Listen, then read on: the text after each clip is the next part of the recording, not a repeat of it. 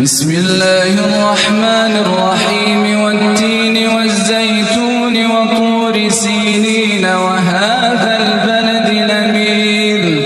لقد خلقنا الإنسان في